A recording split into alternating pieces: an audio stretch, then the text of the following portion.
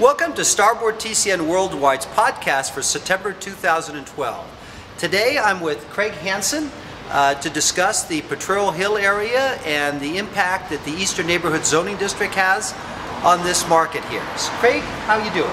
Well, good afternoon, Hans. I'm doing very, very well. As you know, the market in San Francisco is very, very hot right now for technology-type companies. And the building we're standing in front of, 444 Dejaro, is a building that is suited for these type of companies. Now, with the Eastern Neighborhood zoning, the zoning is brought down to three separate districts. You have a PDR zoning, a PDR design-oriented zoning, which overlays this particular area, and then also a UMU zoning. So this right now will allow different effects to take place throughout certain places. The building that we're standing up right here that was in front of them was really affected by the Eastern Neighborhood zoning. The building itself has always traditionally been an office building, and at that case was under the new Eastern Neighborhood zoning was changed to a UMU zoning. So what the building is doing right now is what you can see with the construction going on and such is that they're going through the zoning process to convert this building back to office.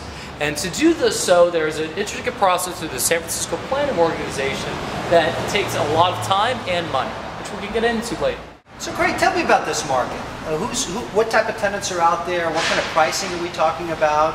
The general nature of what's going on right now. Sure. So Hans, in the Potrero Hill Marketplace and the Showplace Square is a continuation of the new SoMa district right here. In this area right now, the prices are significantly less than what you're seeing in the traditional SoMa market on 2nd Street. Prices on 2nd Street are running about $50 to $55 industrial gross, where here you can get cool creative space in the 40s. So one of the things that's driving this market is the technology industry. Mobile applications, gaming, and mainly social media is really generating this market. With this building at 444 Dejaro that you see, most of these technology firms need a large amount of space. You're seeing that other buildings in the particular marketplace, like this one at 444 Dejaro, like at 888 Brannan, are offering larger floor plate suites in the terms of getting one of these technology type companies. So behind us, Craig, we have a vacant lot. What's going on here? Sure. So this lot right here is 1717 Street. And right here, this has been a project that has been going on for about a span of about 2 to 3 years, if not longer. And what they're going to be doing here is a mixed-use type project with multifamily housing and then also some integrated space. Now, one of the things that with this particular area is you can't put traditional retail here. So what they're doing is a combination of mixed PDR use, which includes production, distribution, repair. Is to keep this particular area and keep those blue-collar jobs in San Francisco was what was intended for this use. So we're on 17th Street right now. What is 17th Street's importance to this neighborhood? Well, 17th Street's going to be the new thoroughfare. Think of it right now as it's the main thoroughfare to get from the southern part of the city to the new Mission Bay complex, which is just down the road from here.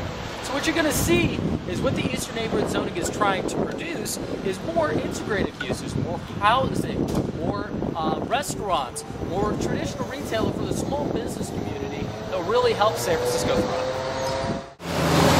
So we're in front of Whole Foods at 17 Dejaro Street. Craig, tell us about this neighborhood right here.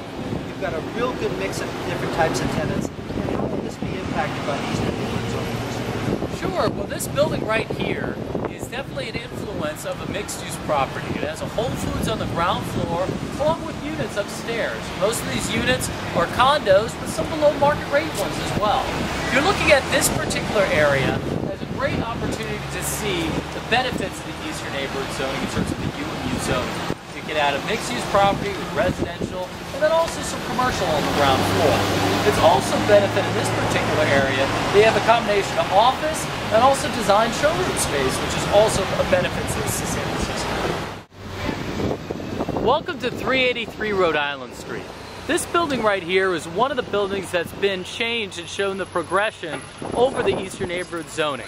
The ground floor used to be a showroom design center, which was going to be attracting to certain types of retailers. Upstairs is a creative mixed-use office space with a great tenant upstairs and creative exposed ceiling, stress ceilings, and other available office space. We're going to have 6,000 square feet coming available here on the ground floor, ideally for a creative office tenant or a potential retailer of some sort. Pricing is going to be negotiable pending market conditions. So Craig, what's across the street? Sure, this is a very interesting project right here that was just across the street. It shows the strength of this marketplace. The purchaser of this building was on the market and right now is purchased by a New York REIT, Tishman Speyer. Now this is the first non-core asset that Tishman Speyer's purchased in their portfolio, which shows the strength of the technology boom in San Francisco. So Craig, what about these buildings over here? You've got lower strung buildings and then you've got this fabulous view. Well, this is the benefit of the Eastern Neighborhood zoning and then also the Showplace Square area. You get good access to public transportation and at the same time good access to Caltrains with the creative buildings in this particular nature that these technology companies are looking for. So Craig, we're over here at 200 Kansas Street. What's going on here? Sure, this is a building that's in transition right now. This was a former design showroom building, and right now they're changing it over to creative office. The problem with this particular area is that the designers are really being priced out of this particular marketplace. You're seeing that these designers are moving to other Pacific areas, meaning Las Vegas, and other areas where they're going online instead of having traditional showrooms. This is putting buildings like this in a situation where they have to come up with a creative way to go through the zoning changes to get it to a different type of use. So is this going to be capable to be switched to office, for instance, or do they have to look at other uses? So with that process, it's on a building by building case basis right now.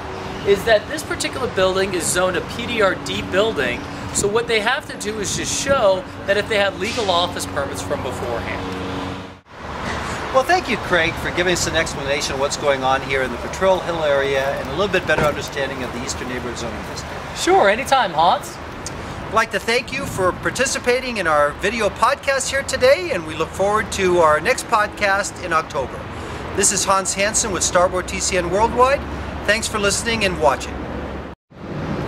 If you or your firm are looking for office, industrial, retail space in San Francisco Bay Area or around the United States, please give us a call at 415-765-6900 or visit us on our website at starboardnet.com. Thanks again for watching.